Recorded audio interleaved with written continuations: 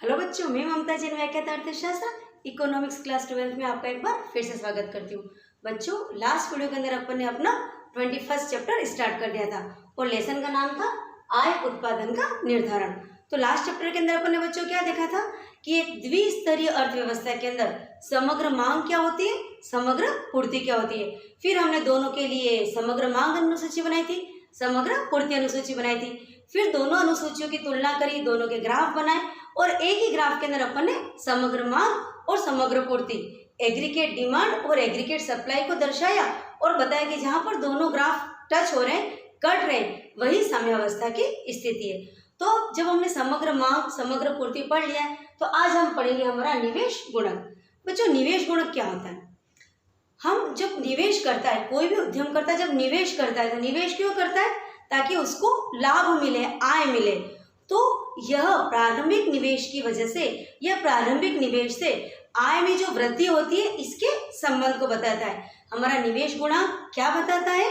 प्रारंभिक निवेश से आय में वृद्धि के संबंध को बताता है कि हमने कितना निवेश किया और कितनी वृद्धि हुई। हमेशा बच्चों, प्रारंभिक निवेश जितना करते हैं, आय में उससे कई गुना अधिक वृद्धि होती है।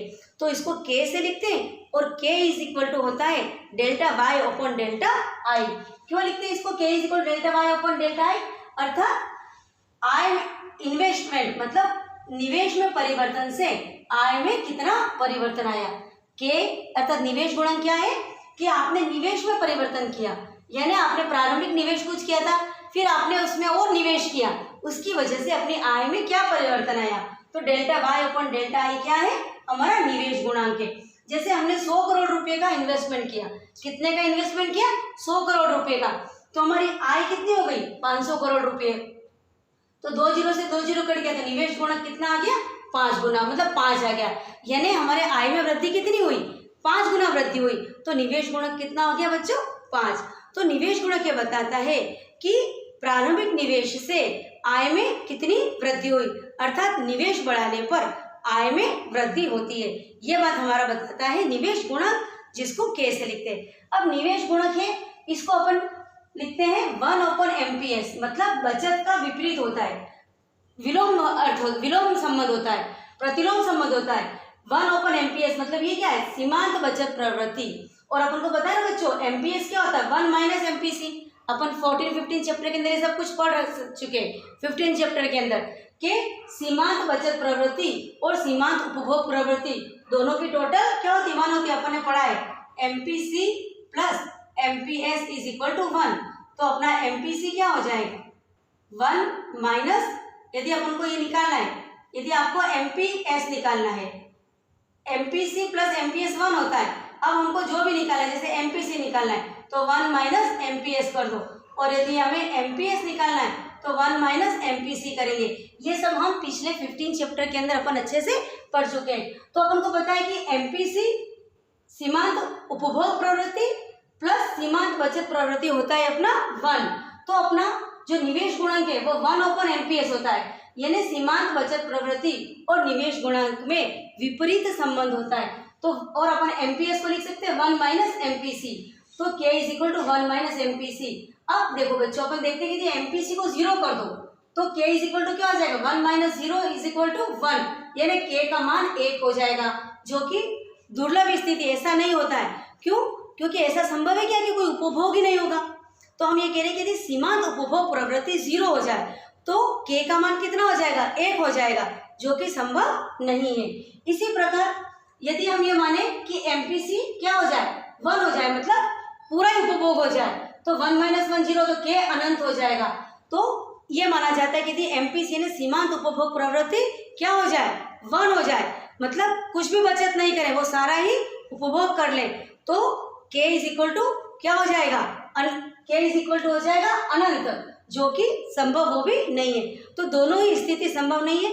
तो हमें पता है कि एमपीसी क्या होता है? 0 से 1 के बीच में होता है। वस्तु की जो वस्तु की सीमांत उपभोग प्रवृत्ति 0 और 1 के बीच में होती है, इसीलिए हमारा गुणक भी क्या होता है? 0 से 1 के बीच में होता है। आ रहा है बच्चों बात समझ में? एक बार मैं फिर से आपको समझाती हूँ कि निवेश गुणक क्या होता है? प्रारंभिक निवेश से आय में जो वृद्धि का संबंध जो बताता है उसे ही हम निवेश गुणक कहते हैं। अर्थात निवेश गुणक बच्चों हमको ये बताता है कि निवेश में वृद्धि करने से आय में वृद्धि होती है, उसका संबंध बताता है। तो कितना गुना वृद्धि होती है वो बताता है निवेश गुणक, कि आय में निवेश में वृद्धि करने से आय में कितना गुना वृद्धि हुई वो बताता है हमें निवेश गुणक। और निवेश गुणक को अपन लिखते हैं delta Y upon delta I, अर्थात इन्वेस्टमेंट यानी निवेश में परिवर्तन से हमारी आय में कितना परिवर्तन हुआ। और के होता है 1/MPS यानी सीमांत बचत प्रवृत्ति का विपरीत अपोजिट। यदि सीमांत बचत प्रवृत्ति बढ़ेगी तो निवेश गुणक कम होगा, और सीमांत बचत प्रवृत्ति कम होगी तो क्या होगा, निवेश गुणक अधिक होगा। क्योंकि हमें पता है कि हमारी अर्थव्यवस्था के अंदर हम द्विचक्रीय अर्थव्यवस्था, जहाँ पर एक क्या है परिवार वर्ग और दूसरा व्यवसाय वर्ग है। और हमने आय के चक्राकार प्रभाव में अच्छे से पढ़ लिया है कि परिवार का जो व्यय है वो उत्पादनकर्ता की आय है, और उत्पादनकर्ता का व्यय है वो परिवार वर्ग की आय है। तो ये चक्कर चलता ही रहता है। तो ये जो के होता है वो हमारा सीमांत बचत प्रवृत्ति का तो विपरीत होता है, लेकिन सीमांत उपभोग प्रवृत्ति का समानुपाती होता है। यानी जितना अधिक उपभोग बढ़ेगा तो खर्च बढ़ेगा, खर्च बढ़ेगा तो आय बढ़ेगी। किसकी, उद्यमियों की। उपभोग कौन करता है, परिवार वर्ग। अब परिवार वर्ग अपना उपभोग बढ़ाएगा यानी वो खर्च बढ़ाएगा, तो इसका खर्च किसकी आय हो गई, व्यवसाय वर्ग की आय हो गई। तो व्यवसाय वर्ग की क्या बढ़ जाएगी, आय बढ़ जाएगी। तो जो हमारा जो निवेश गुणक है वो क्या होता है, सीमांत बचत प्रवृत्ति का तो प्रतिलोम होता है, लेकिन सीमांत उपभोग प्रवृत्ति का समानुपाती होता है। तो K इक्वल होता है 1/MPS, और MPS को लिख सकते हैं अपन 1 - MPC। अब हम इसको सवाल के रूप में लिख सकते हैं कि माना कि MPS MPC सीमांत उपभोग प्रवृत्ति 1 है, तो 1 में से गया तो 0, तो 1/0 होता है इन्फिनिटिव, यानी K का मान अनंत के बराबर होगा। लेकिन यदि MPC 0 है यानी सीमांत उपभोग प्रवृत्ति 0 है, तो K क्या हो जाएगा, 1/1 - 0 1, यानी K का मान 1 के बराबर हो जाएगा, जो कि दुर्लभ स्थिति है। तो ये तो हमने पढ़ा निवेश गुणक क्या है, निवेश गुणक का सूत्र देख लिया, और ये भी देख लिया कि निवेश गुणक का मान 0 से 1 के मध्य में होता है। आगे बच्चों आपको समझ में, क्योंकि MPC का मान भी 0 से 1 के मध्य होता है। MPC प्लस MPS = 1 होता है। मैंने पहले भी बताया है कि इसके ऊपर न्यूमेरिकल आ सकते हैं। निवेश गुणक के ऊपर भी 1 या 2 नंबर का न्यूमेरिकल आता है। K में K = 1/MPC, किसी भी एक की वैल्यू आपको दे देंगे और दूसरे की वैल्यू बच्चों निकालने की आएगी, तो आप उसको इजीली निकाल पाएंगे। अब हम देखते हैं कि गुणक प्रक्रिया को हम 2 विधियों से बच्चों समझ सकते हैं। एक तो समग्र मांग समग्र पूर्ति विधि, और दूसरी है बचत व निवेश विधि। समग्र मांग समग्र पूर्ति क्या होता है, देखो बच्चों मैंने बताया था कि बाजार कब संतुलन में होता है, जब समग्र मांग समग्र पूर्ति के बराबर होता है। अब हम इस ग्राफ के अंदर देखेंगे कि कैसे निवेश बढ़ने से आय बढ़ रही है, ये हम देखेंगे समग्र मांग और समग्र पूर्ति से, समग्र पूर्ति वक्रों से। क्योंकि हमने पढ़ रखा है कि जहां पर समग्र मांग वक्र और समग्र पूर्ति वक्र एक दूसरे को काटते हैं, वही हमारी साम्यावस्था या संतुलन की स्थिति होती है। तो हमने यहाँ पर एक ग्राफ बनाया है जिसमें हमने समग्र पूर्ति वक्र बनाया है, समग्र मांग वक्र बता दिया है, और हम देख रहे हैं कि यहाँ पर किस प्रकार हम निवेश में वृद्धि कर रहे हैं तो हमारे आय में वृद्धि हो रही है। तो देखिए बच्चों, यहाँ में एक्स अक्ष के ऊपर तो अपन ने आय ले लेंगे, एक्स अक्ष के ऊपर अपन क्या लेंगे, आय लेंगे, और वाई अक्ष के ऊपर अपन ने ले लिया निवेश। अब अपन देख रहे हैं कि हमारा जो पूर्ति वक्र क्या होता है, अपन ने देखा था 45 डिग्री मूल बिंदु से 45 डिग्री का कोण बनाता हुआ, ये हमारा हो गया समग्र पूर्ति वक्र, और ये हमारा हो गया समग्र मांग वक्र। जब हमारा इन्वेस्टमेंट I1 है, हमारा इन्वेस्टमेंट कितना है, सॉरी I, जब हम I निवेश कर रहे हैं तो हमारी आय कितनी है, Y, और साम्य बिंदु यहाँ आ गया। यहाँ साम्य बिंदु क्यों हो गया, क्योंकि ये हमारा उपभोग वक्र है, समग्र मांग वक्र है, और ये हमारी समग्र पूर्ति वक्र है। तो समग्र मांग वक्र अच्छे से देखिए, ये हमारा समग्र मांग वक्र है, ये हमारा समग्र पूर्ति वक्र है। तो समग्र मांग और समग्र पूर्ति वक्र यहाँ पर टच कर रहे हैं, तो ये हमारा हो गया साम्यावस्था, जो कि I इन्वेस्टमेंट पर Y आय दे रहा है। अब हम समझ लो कि हमने हमारे निवेश को बढ़ा दिया, आय से हमने हमारे निवेश को कितना कर दिया बच्चों, I1 कर दिया है, तो हमारा आय कितना हो गया, Y से Y1। क्यों, क्योंकि अब हमारा यह नया हमारा जो समग्र मांग वक्र था वो हमारा यहाँ ऊपर शिफ्ट हो गया। क्योंकि समग्र मांग क्या होती है, C + I, उपभोग प्लस निवेश, लेकिन हमारा इसमें क्या हो गया, डेल्टा I, निवेश में वृद्धि भी इसमें जुड़ गई, तो अब हमारा समग्र मांग हो गई C प्लस आई प्लस डेल्टा आई।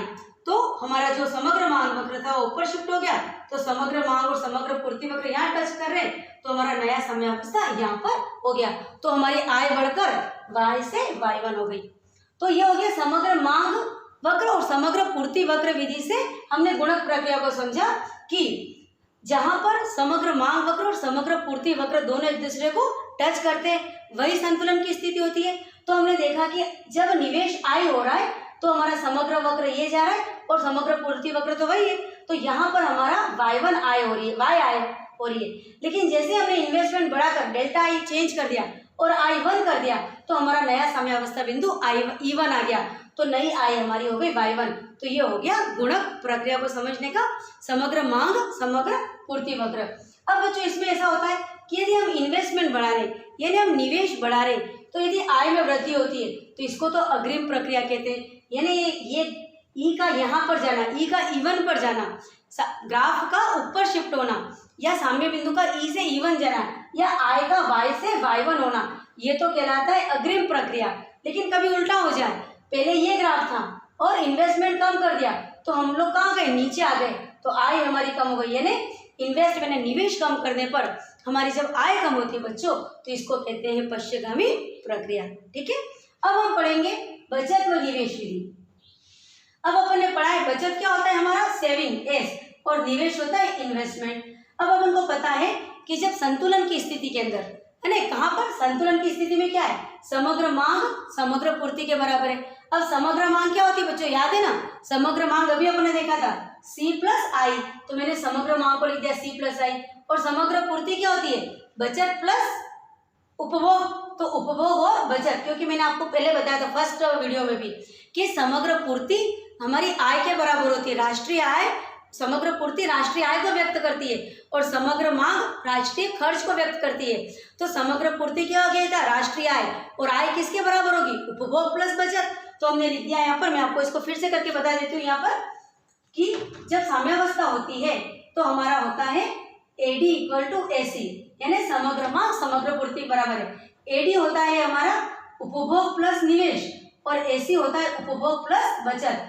C से C कट गया तो साम्यावस्था पे I is equal to S, यानी साम्यावस्था पे हमारा जो निवेश होता है वही हमारी बचत होती है। ठीक है बच्चों, तो अब इस बचत और निवेश से हम देखेंगे गुणक प्रक्रिया। मैंने यहाँ पर ले लिया इधर बचत या निवेश, क्योंकि हमारा बचत और निवेश दोनों सेम ही है, तो ले लिया हमने, और यहाँ पर आय ले लिया। तो हमने देखा कि जब हम ये हमारा, अच्छा बचत के लिए मैंने आपको बताया था कि बचत होती है शुरू के अंदर, जब हम निवेश को बढ़ाते हैं तो शुरू में बचत क्या होती है हमारी, नेगेटिव होती है, फिर धीरे धीरे बढ़ती है। तो मैंने बचत को नीचे से इसीलिए चालू किया बचत वक्र को, क्योंकि पहले तो बचत ऋणात्मक होगी, शुरू में थोड़ी ना, पहले तो अबचत की अवस्था होती है ना, फिर जैसे जैसे हमारी आय बढ़ती है निवेश बढ़ता है तो बचत ऋणात्मक से शून्य होकर के वापस आगे आती है। जब यहाँ पर बचत ना बचत होती है ना बचत, जहाँ पर शून्य होता है उसको ब्रेक इवन पॉइंट कहते हैं। ये सब हम पिछले चैप्टर के अंदर पढ़ चुके हैं, तो इसलिए हमने एक ग्राफ को नीचे से लिया है। तो देखिए ये 0 अक्ष हो गया, ये x हो गया, ये y हो गया। हमने यहाँ पर तो क्या ले लिया है, आय को ले लिया बच्चों, और यहाँ पर ले लिया बचत या निवेश को ले लिया। अब हमने देखा कि जब हमारा इन्वेस्टमेंट आई था तो हमारी आय क्या हो रही थी, y हो रही थी, और साम्य बिंदु हमारा यहाँ पर था। लेकिन जब हमने इन्वेस्टमेंट को बढ़ाया तो बचत भी बढ़ गई और हमारा नया साम्य बिंदु आ गया E1। तो यहाँ से हम यहाँ चले गए तो आय भी बढ़कर y से y1 हो गई। तो हमने देखा कि निवेश गुणांक क्या हो गया, y से y1 आय ओपन I से I1, यानी delta y open delta I, यानी निवेश के परिवर्तन से आय में जो परिवर्तन आया, यानी आय में जितना गुना वृद्धि हुई वही हमारा निवेश गुणक हो गया। तो हमने यहाँ पर देख लिया कि जो गुणक प्रक्रिया को समग्र मांग समग्र पूर्ति विधि से देख लिया और बचत व निवेश विधि से देख लिया। समग्र मांग समग्र पूर्ति में देखा था कि निवेश जब पहले ये था तो समग्र मांग वक्र ये था, फिर जब हमने निवेश बढ़ाया तो समग्र मांग वक्र ऊपर शिफ्ट हो गया, और जो साम्यावस्था ई पर थी वो E1 पर हो गई, तो y भी बढ़कर y से y1 हो गया। जब इन्वेस्टमेंट बढ़ाने से आय बढ़ती है तो इसको अग्रिम प्रक्रिया कहते हैं, और इन्वेस्टमेंट कम करने से हमारी इनकम कम होती है तो इसको हमने पश्चिमगामी प्रक्रिया कह दिया। इसी प्रकार हमने बचत व निवेश विधि देख लिया कि जब बाजार संतुलन में होता है तो निवेश और बचत दोनों बराबर होते हैं। और यहाँ पर हमने देख लिया कि पहले तो समयावस्था यहाँ थी, लेकिन जब इन्वेस्टमेंट हमारा निवेश बढ़ करके ऊपर चला गया तो साम्यावस्था भी यहाँ चली गई, तो हमारी आय में वृद्धि हो गई। तो हमने अभी तक पढ़ा कि निवेश गुणक क्या है और निवेश गुणक प्रक्रिया को समग्र मांग समग्र पूर्ति विधि से समझा और बचत व निवेश विधि से समझा। अब हमारा इस चैप्टर का लास्ट टॉपिक है महत्व। काय का महत्व? निवेश गुणक का, कि हमारे अर्थव्यवस्था में, हमारे बाजार में बच्चों निवेश गुणक का क्या महत्व है। तो निवेश का महत्व सबसे पहला क्या है, हमारा जो कीन्स का आय उत्पादन व रोजगार सिद्धांत सबसे महत्वपूर्ण सिद्धांत है अर्थव्यवस्था को समझने के लिए। तो कीन्स का जो सिद्धांत है आय उत्पादन व रोजगार का सिद्धांत, वो उसमें जो निवेश का महत्व है, निवेश गुणक के द्वारा ही हम कीन्स के आय रोजगार के सिद्धांत को समझ पाते हैं। तो निवेश का महत्व हमारे आय उत्पादन रोजगार में बहुत अधिक है। दूसरा, इससे हमको पता चलता है कि नीति निर्माण, हमारे अर्थव्यवस्था में नीति निर्माण के अंदर निवेश गुणक मदद करता है। और हमको ये पता चलता है कि जब बाजार संतुलन में तो बचत व निवेश में समानता है। अपन देख रहे हैं कि बचत और निवेश दोनों में समानता है। किस वक्त? जब बाजार संतुलन की अवस्था में। फिर हम ये पता लगा सकते हैं कि व्यापार चक्रों को समझने के अंदर कि अभी क्या चल रहा है, मंदी चल रही है, क्योंकि अभी हम नेक्स्ट लेसन यही पढ़ेंगे, है ना। तो मंदी चल रही है, किस तरह का क्या चल रहा है, मुद्रास्फीति है या मुद्रा अविस्फीति। अपने पढ़ा था ना कि जब एडी एसी से अधिक है, समग्र मांग समग्र पूर्ति से अधिक थी तो मुद्रास्फीति की दशा थी, लेकिन जब समग्र पूर्ति समग्र मांग से अधिक है तो अविस्फीति की दशा थी। ये भी हमने निवेश गुणक से ही जाना था। अब इसके बाद अपने ये दोनों चीजें हो गई। पूर्ण रोजगार प्राप्ति के लिए हमें किस प्रकार निवेश को बढ़ाना होगा जिससे हमारी आय बढ़े और रोजगार बढ़े, तो ये भी हम निवेश गुणक से जान सकते हैं। फिर ये हमने देख लिया कि एडी एसी से अधिक होता है तो मुद्रास्फीति और एएस एडी से अधिक होता है तो मुद्रा अविस्फीति की दशा आती है। और हमने ये भी पढ़ा कि निवेश में वृद्धि से किस प्रकार आय में वृद्धि होती है, और जब राष्ट्रीय आय में वृद्धि होगी तो पूर्ण रोजगार होगा और देश में सुस्थिर विकास होगा। ठीक है, तो बच्चों हमारा जो 21st चैप्टर था आय उत्पादन का निर्धारण, इसकी 2 वीडियो बनी है। पहली वीडियो के अंदर हमने अच्छे से समग्र मांग समग्र पूर्ति को समझा है और समग्र मांग और समग्र पूर्ति को एक ही ग्राफ के ऊपर बना करके हमने ये देखा है कि संतुलन या साम्यावस्था कैसे आती है। इसमें हमने देखा कि निवेश गुणक क्या है। निवेश गुणक ये बताता है कि निवेश में वृद्धि से आय में कितना गुना वृद्धि होती है, यानी निवेश की वृद्धि का आय की वृद्धि से संबंध बताता है। K = delta Y upon delta I. फिर अपने देख लिया था K = 1 अपॉन MPS, और इस प्रकार हमने ये देखा। फिर हमने देखा कि गुणक प्रक्रिया के द्वारा किससे समझ सकते हैं, कुल समग्र मांग समग्र पूर्ति विधि से और बचत व निवेश विधि से। और उसके बाद बच्चों हमने देखा कि निवेश गुणक का हमारे अर्थव्यवस्था में या हमारे इस बाजार के अंदर या हमारे इस व्यापार चक्र के अंदर क्या महत्व है। तो बच्चों दोनों वीडियो को आप बहुत अच्छे से देख लीजिए। दोनों वीडियो के बाद जो नोट्स है उसको आप उतार लीजिए ताकि आपका 21st चैप्टर अच्छे से कंप्लीट हो जाए। तो अब हम वापस से मिलेंगे 22nd चैप्टर में। तब तक के लिए थैंक यू।